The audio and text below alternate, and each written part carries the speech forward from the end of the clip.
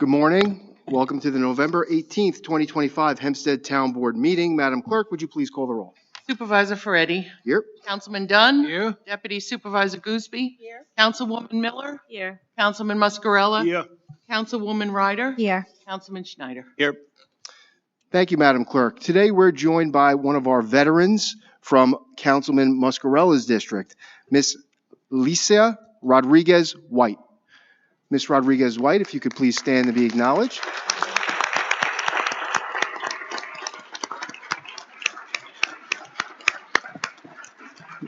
Licia Rodriguez-White served with honor in the United States Army from 1985 to 2007, rising to the rank of Sergeant First Class following the invasion of Iraq in 2003. Licia was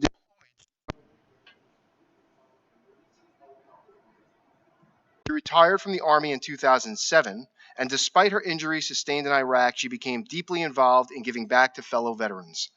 She has served as an adjunct of the American Legion Post 1033 of Elmont and the commander for the past 10 years. Licia also belongs to the VFW Post 455 and the Wounded Warrior Alumni Program. Additionally, Licia founded a computer lab at the Brooklyn VA Hospital, which aids the veterans who are currently enrolled in the computer program to become more functional in the use and understanding of computers. Licia recently retired from the Brooklyn VA Hospital, where she worked for 13 years in the Psychosocial Rehabilitation Recovery Center as a peer specialist. She resides in Elmont and is a mother of 4 children, grandmother of 7, and great-grandmother of 1. Let's get a big round of applause for our veteran of the day, Licia Rodriguez-White. Ms. Rodriguez-White, if you will please lead us in the Pledge of Allegiance. Hands of a heart. I pledge allegiance to the flag of the United States of America and to the republic for which it stands, one nation, under God, indivisible, with liberty and justice for all. Thank you.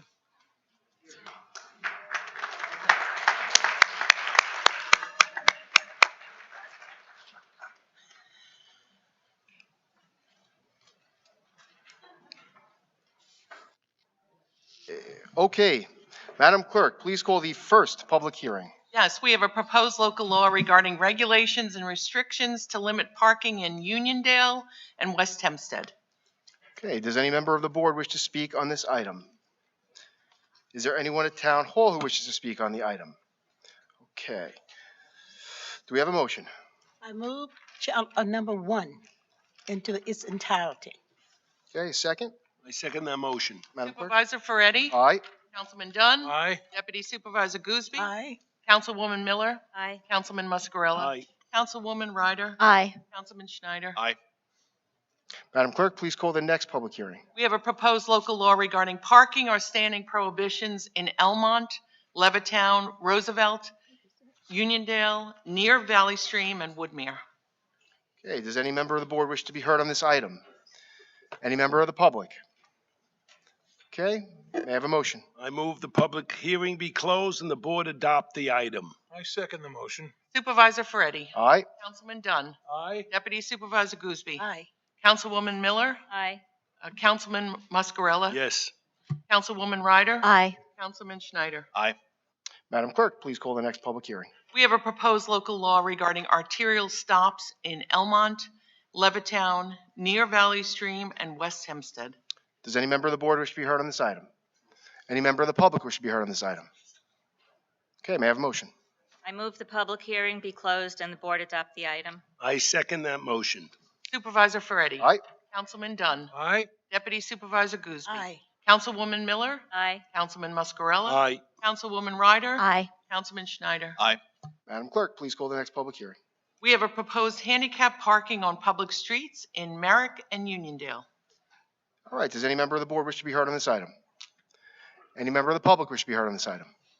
Can I have a motion? I move number 4. Second. Supervisor Ferretti. Aye. Councilman Dunn. Aye. Deputy Supervisor Gooseby. Aye. Councilwoman Miller. Aye. Councilman Muscarella. Aye. Councilwoman Ryder. Aye. Councilman Schneider. Aye. Madam Clerk, please call the next public hearing. Actually, on the decision calendar, we have a decision classifying an application for a special exception pursuant to the Town of Hempstead Building Zone Ordinance, Section 196N, for premises located in Island Park as a CEQA unlisted action, and adopting a negative declaration and determination of non-significance pursuant to the New York State Environmental Quality Review Act. Okay, does any member of the board wish to be heard on this item? May I have a motion? So moved. Do I have a second?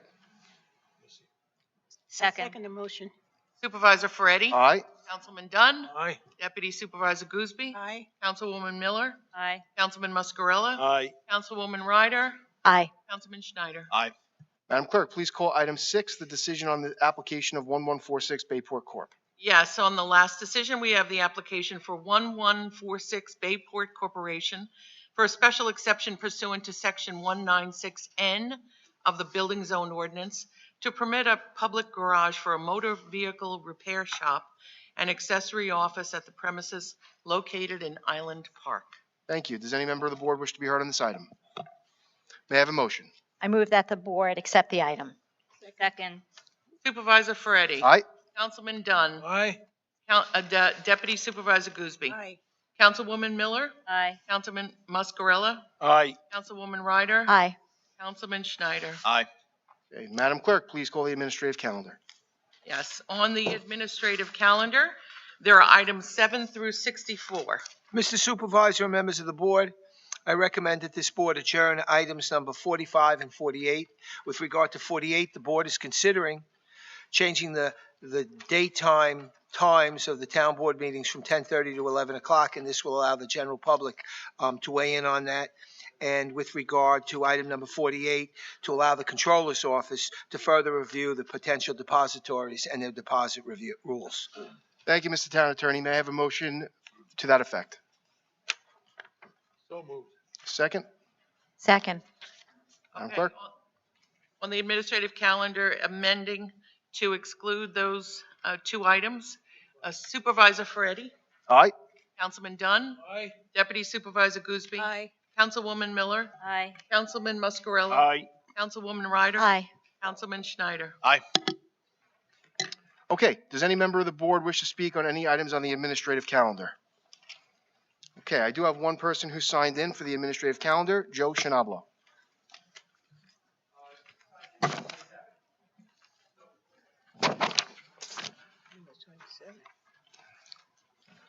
First and foremost, I'd really just, since I only have two simple questions today, my name is Joe Shinablo.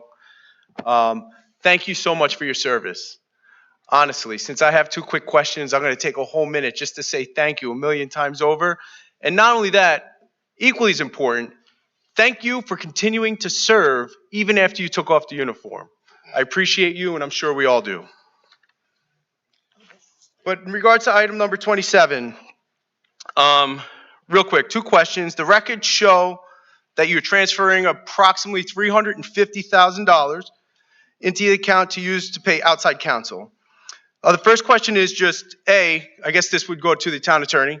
How much, for John Ferretti in particular, how much was paid just for his outside counsel? Item number 27 on the administrative calendar has nothing to do with transferring any money to pay any lawyers. It specifically deals with litigation expenses. From time to time, regrettably, we have to go to trial. So did I make up the Because 300? people bring lawsuits, some frivolous, No, some not. did- You're asking about number 27, Mr. Shinablo? Yeah. Let me answer it. Has nothing to do with any attorney's fees. It specifically has to do with litigation expenses. Like we Okay, may have so to hire for- a doctor. So for And doctors litigation, cost more than $15,000. You're gonna So talk- this you're authorizes going to talk me. over me? No, I'm giving you an answer. You're So talking thank you. I'd over like to me. Hold on, reclaim Mr. my Town Attorney. time Hold on a for second. Here's how it works. Um, Excuse me. You ask the question, the clock stops, the town attorney answers the question. When he's completed, the clock will resume and you can follow up with comment. He was still in the middle of speaking, Mr. Town Attorney, while the clock is stopped. If you could Since we're complete your doing this response. accurately, I wasn't done speaking before he cut me off. So I Sir, appreciate sir, you. Can you let him answer your question? You can start the clock. I appreciate you, but Start the you clock. cut me off in the middle of my sentence while I was talking. So the $350,000 approximately, again, if you don't want to answer it, you don't have to. It is in regards to moving money around. How much of that money went towards, one, Mr. Ferretti, and 2, the rest of the members of the board for outside counsel. 2 Don't- simple questions. If you don't have the answer, that's Mr. Town Attorney, hold on one second. Sir, what item are you referring to on the administrative calendar? item number 27. Okay, Mr. Town Attorney, does item number 27 have to do with any of the questions that were just asked? No. Okay, what number would you like to speak on the administrative calendar, sir? Again, it's the item that pertains to the legal fees being transferred of the $350,000 for outside counsel. Stop the clock. So, if you would like to answer and address those questions, it is on the administrative calendar. None of those funds have anything to do with your lawsuit. No, I'm not doesn't asking have in to do regards with to my number lawsuit, 27. and you're the one bringing up the lawsuit, not me. I'm just speaking generally in regards to it. How much went for Mr. Ferretti? One question, not in regards to my lawsuit. You brought that up, Mr. McCrone, not me. 2, how much went for the other board members? 2 simple questions. Nothing to do with any None lawsuit and that I have. none. Let's be very clear. None and none. Nothing Mr. to do Shadal. with my lawsuit. Just those 2 simple questions. None and none. You don't like the answer, but it has nothing to do with your So lawsuit. you don't have the answer? Oh, I have the answer. None of the So funds. you're just refusing to share it with me? No funds that you're. So you asking don't have about the had answer? anything to do with the lawsuit. So do you have the answer? How much in legal? I'm not talking about lawsuits. Talking about outside counsel. How much was paid in regards to Mr. Ferretti? Whatever lawsuits you want to think up in your head, that's fine. You can include them in the amount I'm asking for. But 2, how much went for the other board members Your for outside answer's the counsel? same. They're 2 None simple and questions. none. None and Nothing? none. Sorry to disappoint you. None of that went for legal fees for your lawsuit. I'm not asking about my lawsuit again. Well, the only I lawsuit. know you have difficulties in front of a judge in telling the truth and expressing like the board's and the John Ferretti's position, but I'm asking 2 simple questions that you're refusing to answer. It's nothing about lawsuits. I'm talking about just outside counsel in general, and it seems like you don't have the answer to those questions. I have It's the either incompetence or you just don't want to tell the people, and the residents deserve to know. That's all. So you're choosing not to tell the people. Thank you. Okay, thank you, sir. Does anyone else wish to speak on the administrative calendar? Good morning. If you could please give your name and address for the record. Diane Madden, Hempstead. Good morning. Good morning. Item number 16, actually.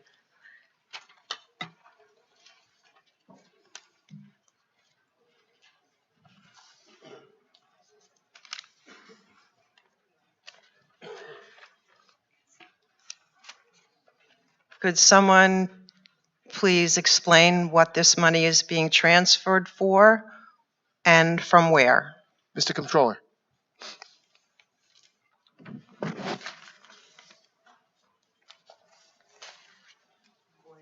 Good morning, John Mastro Marine, I'm the controller. The resolution that you're looking at is the result of the 2024 audit by the town, by its CPA firm. After the audit is completed, we are required to go back and adjust, based on the audit, the various revenue and expense accounts throughout the budget. And that's what you're looking at. Thank you. It's significant amount of money. So where is it coming out of? Where is it being withdrawn Everything is from? listed. Everything in there, you'll see it's listed, whether it's an adjustment of revenues or it's adjusting appropriations. Is it coming out of the general fund? There are various funds. The town has multiple funds. Is it coming out of the general fund? Some of it may be coming out of the general fund. What it actually is showing that the initial estimate of $56 million of fund balance usage townwide was actually only $6 million. So a lot of those adjustments are reflecting the change from the original budget to what the audit showed. Are any of these legal fees? Whatever is listed there is indicated. It could be legal fees, it could be anything. So everything is indicated on the resolution? Yeah, it is. If you read the resolution, every line item is indicated. Okay, thank you. And item number 47.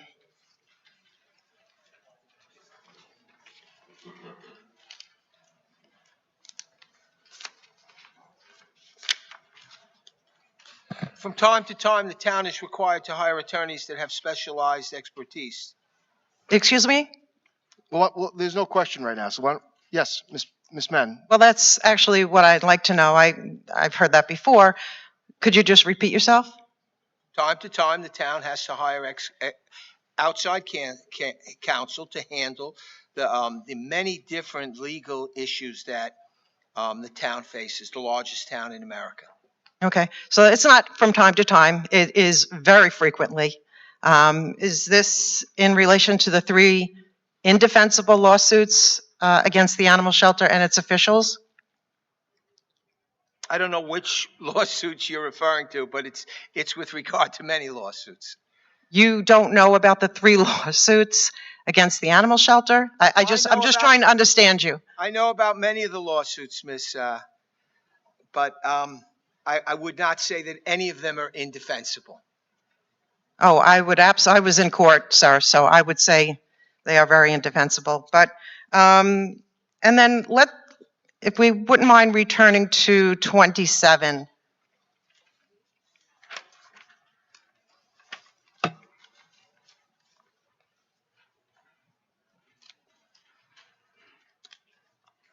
And could you please explain where this money is coming from?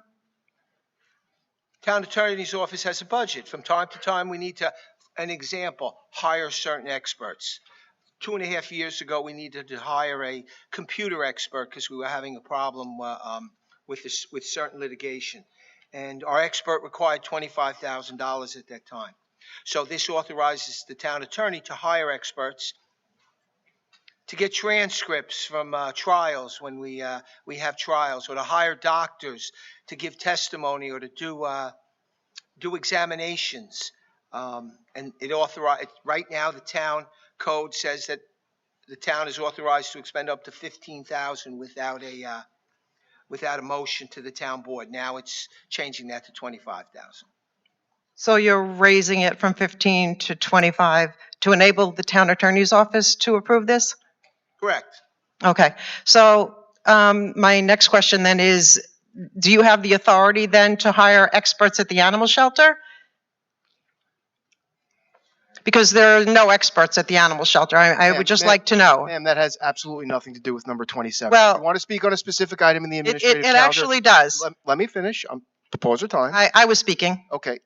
And I'm asking you, which number on the administrative calendar would you like to refer to with regard to your question? 27. That has nothing to do. I am asking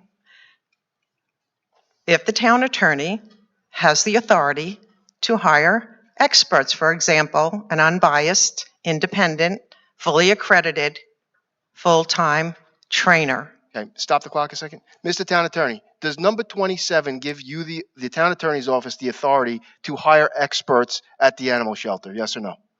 Only if there was litigation that required it. So the answer would be no. Oh, well, that absolutely answered my question, because there's litigation that will require it. Thank you so much. Anybody else who wishes to speak on the administrative calendar? Good afternoon. Good afternoon, Marcia D. Thierry, Merrick. Item number 7 and item number 13. Emergency removal of 7 trees. I was wondering why the trees are being removed. Was it a variance obtained due to, like so many other homes, owners are doubling the size of their homes, making no room for trees, or are the trees really dangerous? Okay, Commissioner Leo.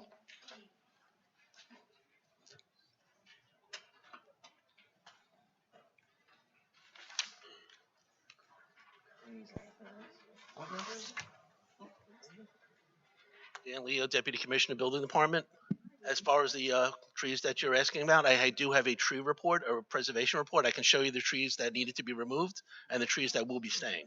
So I'd be happy to share that with you. What is the reason why the trees are being removed? The reason why some of the trees are being removed are health reasons. They're in disrepair, dying, corroding, rotting for whatever reason. And the other trees that are being removed are within the footprint of the building that's going to be built there. So those have to be removed. But that's not saying all the trees are being removed. Certain trees, we do have an arborist go out, look at them, and give us a report, which, again, I'd be happy to share with you. Again, another McMansion is being built with no room for trees. That's my point. They're built to the zoning ordinance. They have restrictions as far as height limitations, and they're built according to that. And if anything does go beyond the scope of what the zoning regulation calls for, and they go in front of the zoning board and it's granted, so be it. They're following what is approved or as of right according to zoning. The footprint must be larger in order for the trees to be in the way, right? Not necessarily. If they weren't in the way before, why would they be in the way now? I can, like I said, I'd be happy to sit with you, show you the report, and show you a floor plan, a site plan. Item 13. Another subdivision. The question is, are the trees supposed to be preserved? And if they aren't, are there going to be significant fines so these developers might be more careful when they're subdividing the property? I know it's easier just to plant a new tree instead of protecting the mature trees that are already on the property. And in this situation, we're going to take a look at the arborist report, which ones are being removed, which ones are staying. We take a look at where the buildings are being built, and if those trees are in the way of the project, they will be removed. But that, again, does not say all the trees are being removed. No, it says they're preserving some of the trees. So those trees, is the town going to follow up to make sure that they're not destroyed because of the haphazard way they build new homes? At the end of the project, there is a site plan that's presented to us showing the location of the survey, the foundations, and where the trees are. That has to match what's approved. And if the trees are destroyed because of their messy building, are there increased fines? I'll address that if that becomes a situation. But is it the law that they get heavily fined if they kill these trees that aren't supposed to be? It's not a question of me finding them as the building department. My job as the building department is to make sure they're building to the plan. If the plan shows trees have to remain, they'll be there when we do our final survey. And if they're not? We'll address that when the time comes. So there's no... I'm not going to speculate. I will give you information when the problem occurs. Just point of interest, if there are heavy fines, maybe they would be more careful when they're building these new subdivisions. Ma'am, if you have a specific location that you think is not in accordance with the building, the permit that was issued, please let us know. I'm sure you can let the commissioner know and we'll go take a look. Thank you. Thank you. Anyone else? Anyone else wish to speak on the administrative calendar? Okay. Since there's no more speakers, can I have a motion on the administrative calendar? I move the administrative calendar. Do we have a second? Second? Supervisor Ferretti, Aye. Councilman Dennis Dunn, Aye. Deputy Supervisor Gooseby, Aye. Councilman Muscarella, Aye. Councilwoman Miller, Aye. Councilwoman Ryder, Aye. Councilman Schneider. Thank you. May I have a motion to adjourn? I move that we adjourn. Supervisor Ferretti, Aye. Councilman Dunn, Aye. Deputy Supervisor Gooseby, Aye. Councilman Miller, Councilwoman Miller, Aye. Councilman Muscarella, Aye. Councilwoman Ryder, Aye. Councilman Schneider. Okay, thank you. Now that the formal town board meeting is ended, the town board will remain to listen to the comments of the residents. I do have some people who have signed in. First, Michael Patez. I'm sorry, Patel.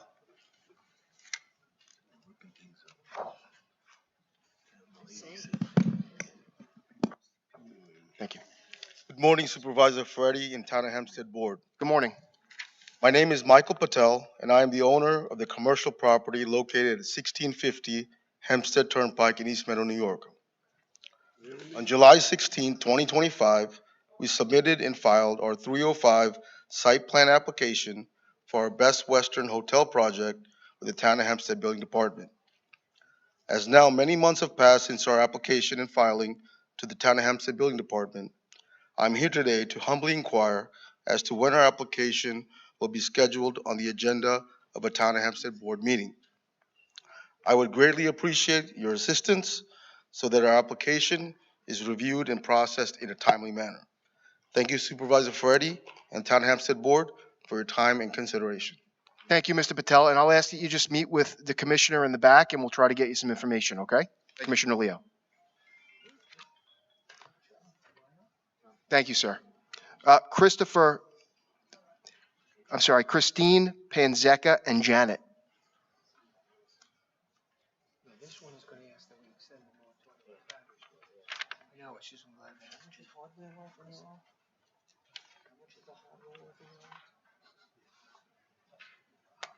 Good morning, Supervisor Ferretti and Board. Congratulations on your election Thank you. and the reelection of the entire board. It's a huge win, not only for your township, but for neighboring ones in your efforts to protect the health and safety of residents. I ask you to calendar a resolution for the extension of your best moratorium that's coming due early next year. Tobay has gone for their 6-month extension. Nassau County came back to them and told them to pursue a year. North Hempstead is voting on their 1-year moratorium extension this evening as well. These best facilities and their dangers are still being forced in our communities. Shame on the state for allowing them to be built before there were even fire codes. So after the burning in the summer of 2023 of 5 to 20 megawatts here in the state, now they've come out with fire codes. They claim that they're best in class, but they do nothing to address the instability of the battery chemistry. That is the root cause of the problem, and that's why these things go on fire. We're still going to be faced with evacuations, shelters in place, toxic contamination, and you just have to look to Moss Landing for what you will face as a town board when one of these facilities goes up and when it burns, because it's not a matter of if, it's a matter of when. The new fire codes allow 15 minutes for dispatch, 4 hours to be on site, few hour rated barriers. When these things go into thermal runaway, they burn for days and weeks. And that's just some of what's in the fire codes. They can use recycled batteries from other technologies, but we all know end-of-life batteries are unstable and they do go into default. So there is nothing in these fire codes that addresses what you as a town board will have to deal with. There's nothing about guarantees for monies to be spent on doing testing of what's in the air, land, soil, and water prior to their installation, or monitoring during their installation, or when an incident happens. There's nothing about air quality testing as well. There's nothing that does anything to guarantee the damage to our water aquifers if and when there is a fire. So my hope is that you will put an extension of this moratorium on your calendar so that the current moratorium doesn't expire and that we all work together to protect the health and safety of our communities. And that brings up Project Propel. We need action with Project Propel. Project Propel is coming in, surrounding our homes, schools, and businesses with high voltage cables. There's no guarantees for the damage of our infrastructure, and we need to stand together as Long Islanders to protect our health and safety. Thank you so much. Thank you for your comments. Jenny Robalis from Merrick. Might be reading the name wrong. Is there Jenny?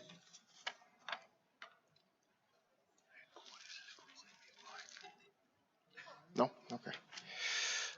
Ashley Gazis.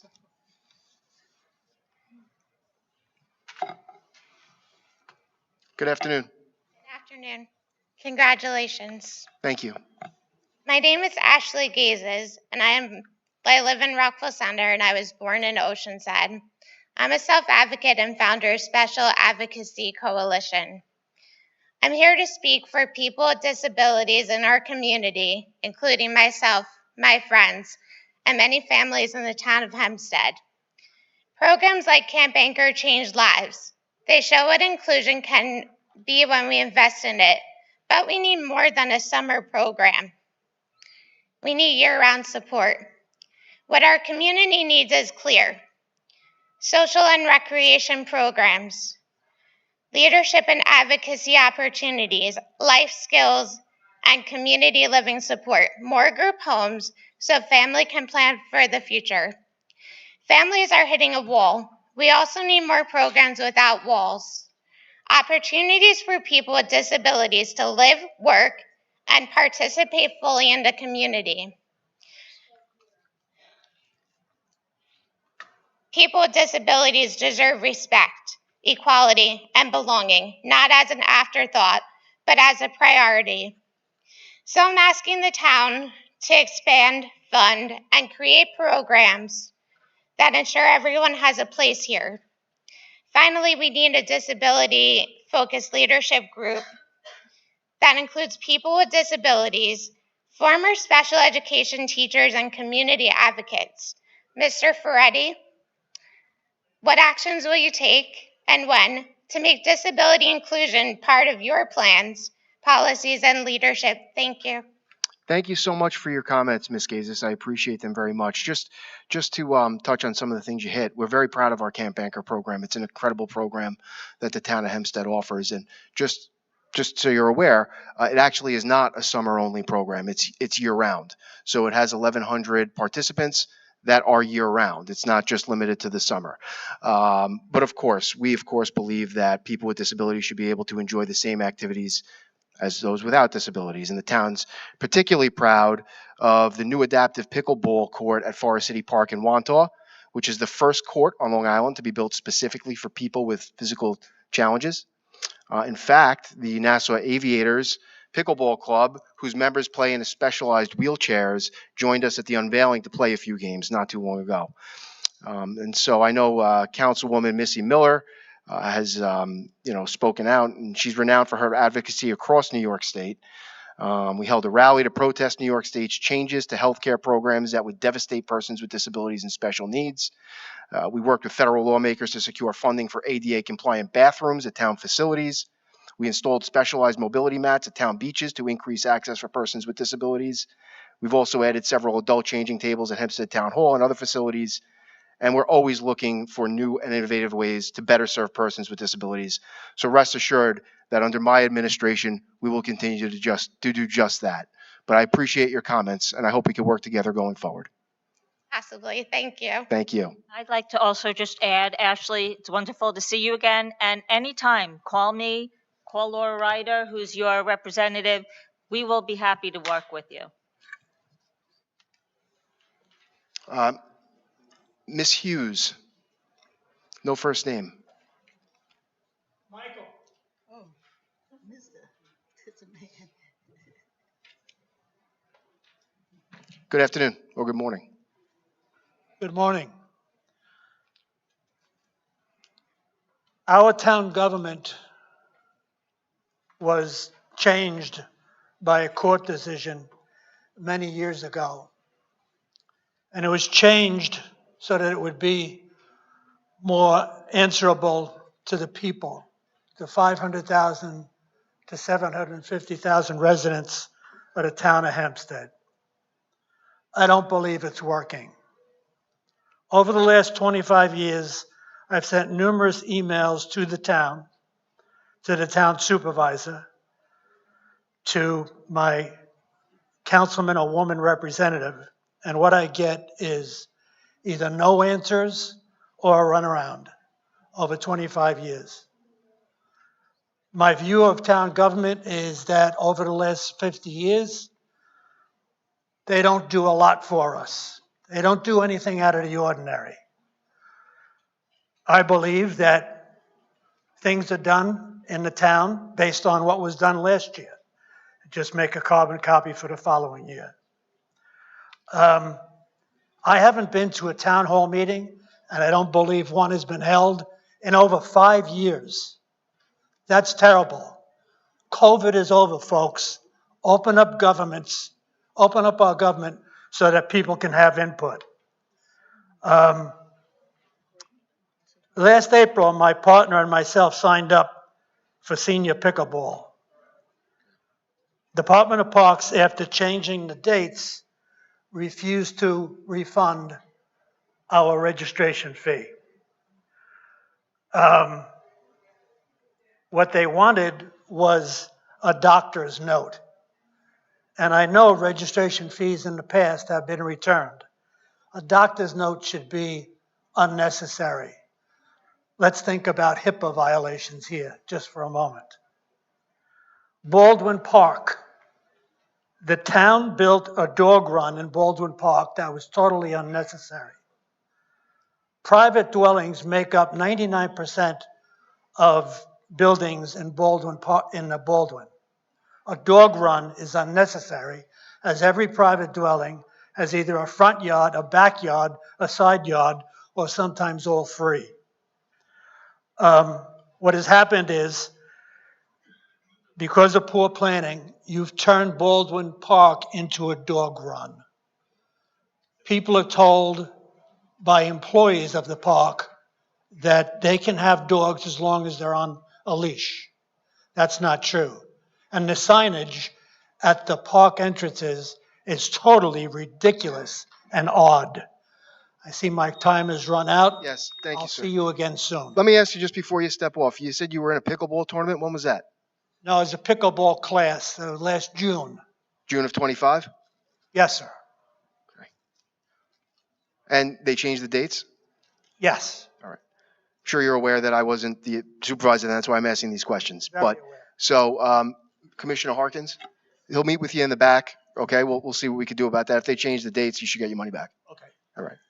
Thank you. You're welcome. Thank you. Mr. Hughes, I'd like to say thank you for reaching out to my office.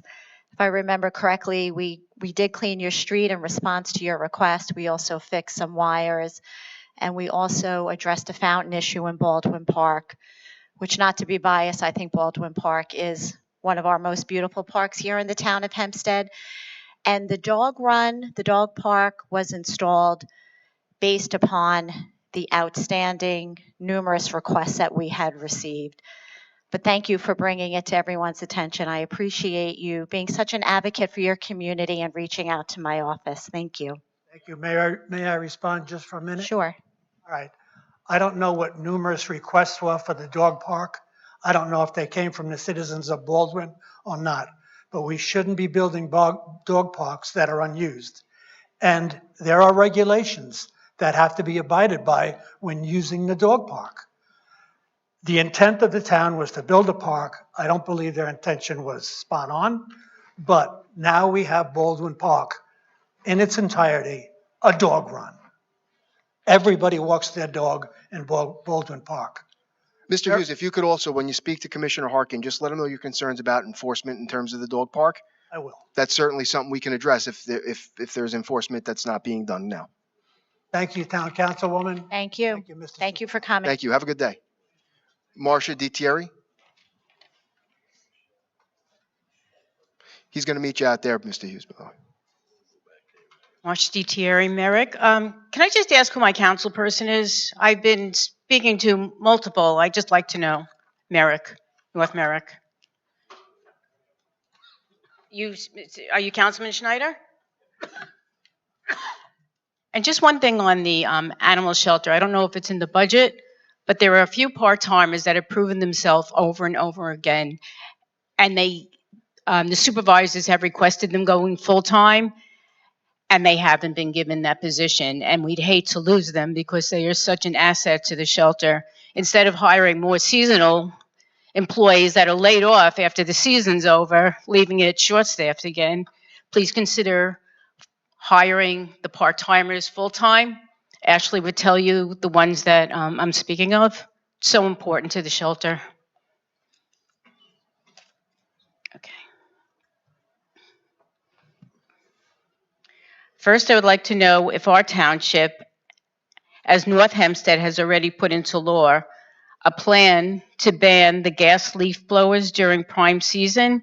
I spoke with Councilman Schneider's office a while back, but I've never heard back. I initially spoke with Senator Rhodes, who recommended speaking with local government versus statewide due to the close proximity of the homes in our area, making it much more polluting than areas with open spaces. Another reason to protect our mature trees that absorb the noise as well as the pollutants. I'm trying to be optimistic about new blood in the supervisor's position regarding protecting what's left of our environment. Past supervisors and some board members deciding that tree preservation laws weren't important and none were passed. There isn't a day that goes by that I don't see a house torn down instead of remodeling because it's cheaper to build a new one instead of updating the existing house and removing every tree. Every other township requires permits and just cause when a healthy tree is being removed. If there is no paper trail on all the trees being removed, how do you know how devastating this is? Why should the largest township in the nation have the most lax laws? Don't we deserve clean air, shade, protection for our wildlife, and a healthy environment? I'm asking once again, please put tree preservation into law. Lastly, I would like to know if it's still illegal to remove a curbside tree without a permit. I called the highway department, gave an address, and wanted to know if he had a permit removing that tree. I said, can I give my name and phone number in case you need more information? The person in that department informed me that anyone can remove a curbside tree as long as they have a permit. It doesn't matter if it's healthy. It doesn't matter if there's no reason. And they said, I'll take your number, but I guarantee no one's going to call you back. So Thank you, Mr. may please look into that. Thank you. Thank you. Brian Larkin. Did she win the bet? She gives the number, nobody calls her back. Good morning. Thanks for Morning. the opportunity to speak to you this morning. I'm coming to the board to see if we can find a way, if the board can find a way to fix what is a gap in the town code as far as enforcement against the maintaining of bamboo. You may all be familiar with bamboo. It's a non-native plant, and it is pernicious in that it will spread in every direction. Even metallic containers, cement, doesn't seem to inhibit this plant from spreading and running into other property, and it can cause damage. It can go through concrete. I've seen it go through multiple layers of concrete and metal. And in the code, there is no real mechanism for the town to enforce it other than issue a fine. And as a practical matter, the fine usually ends up being quite low. The homeowner could, if they fight it, end up paying maybe $100, $150, and then they wouldn't be fined again for a year. Unlike other kinds of conditions, the town doesn't have in its code authority for the sanitation department to remove the bamboo or to engage a third party to remove it so that it can be removed correctly and avoid any future liability. So I'm happy to speak to the sanitation commissioner. I've already spoken to Mr. Lester. I'm happy to do whatever I can to see if we can find a way to tighten up the code and create some better enforcement because it's a problem I've experienced, and I see it well, now that I'm aware of it, I see it around quite a bit, and it spreads in all directions. It causes a lot of property damage, and I'd really appreciate some help with this. Thank you very much. Thank you, Mr. Larkin. Thank you for bringing that to our attention. Richard Shuren.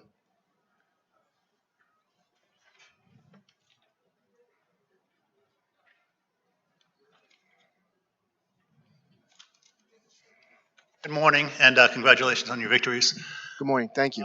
I've been following this open meetings law debacle, and I ask this in all sincerity. Are you willing to apologize to the residents and to the taxpayers for violating the open meetings law and failing to respond to subpoenas? So, Mr. Shuren, as I'm sure you're aware, I know you've come to these meetings before. This is not a question and answer dialogue here. It's your time. You've got 2 minutes and 37 seconds left. We'd love to hear from you. I'll take that as a no. You could take it however you wish, but it's your time to speak. It's obvious what happened. Whatever happened in the back room, a last-minute decision was made to appoint you in violation of the open meetings law. It was clear. Lawsuit was brought. Counsel, for whatever reason, I'm sorry, but you didn't do your job, and you failed to respond to a subpoena. There was a hearing held on that, and you all were forced to give testimony with respect to that. It's unfortunate. It doesn't give me a lot of confidence in how things are being handled in the town, especially with respect to legal matters, which I have some familiarity. And it appears that, you're not responding in any way to these failures. You're not even acknowledging that that mistakes were made. I don't think that's a particularly adult way to respond, and it doesn't give me a lot of confidence as to how you treat things in the future. It shows arrogance and incompetence. You know, this is America's largest township. Huge millions and millions of dollars are invested, and we all get taxed large amounts. And it doesn't seem like you're acting professionally. Even mistakes are made. Mistakes are made by council. Mistakes are made by you. But you refuse to own up to them, and you exhibit, you know, extreme arrogance, and it's insulting to taxpayers. It is. I find it insulting, and it's not respectful to me as a taxpayer. That's my comment. Thank you. Thank you. Next up, Diane Madden.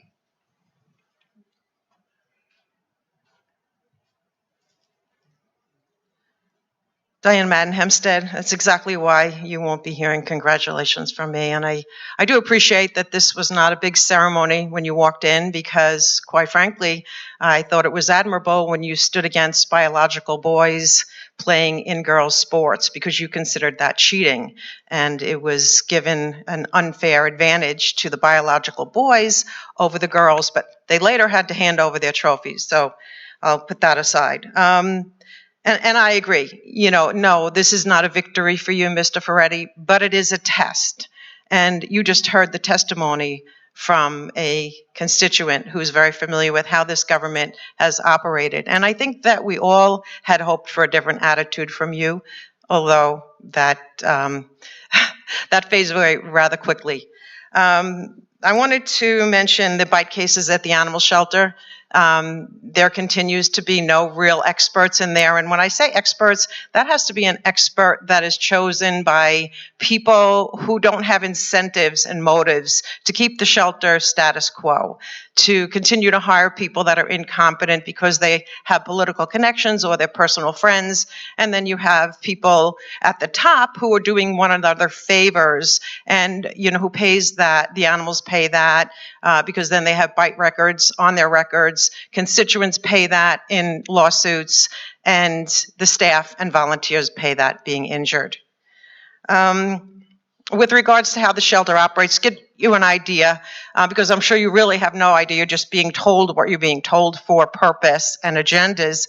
But the shelter is basically half empty of dogs. Every other shelter is overwhelmed with dogs. And the reason why this shelter for $6.5 million is empty and the other half is filled with either evictions or stray dogs is because the public is not getting the service that they're paying for, which is to reasonably release and surrender owned pets. And sometimes those are cases where there are emergencies or they're losing their homes or whatever the case may be. So essentially, you're charging $6.5 million for an animal shelter that is turning away the public. That's how a private shelter operates. They cherry pick intake. The last thing I'm going to say is that you do have 3 very, very powerful lawsuits against the shelter. My advice to you, because I've been through this, is to save time, save a lot of money, and save a tremendous amount of embarrassment and start fixing the animal shelter, Mr. Ferretti. There are many ways to do that if you're really interested. And it's not going to be from the same people that are telling you everything is perfectly fine. And Mr. Town Attorney, I hope you get a lot more familiar with those lawsuits and pay much closer attention. Thank you.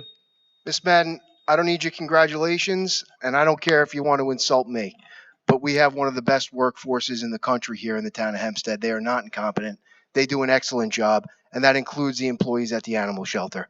So I would just ask you to, don't throw out insults about people you don't even know. I'm telling you. Okay, does anybody else want to speak in public comment? Anybody else we should speak in public comment? Okay, thank you. Everybody have a good day.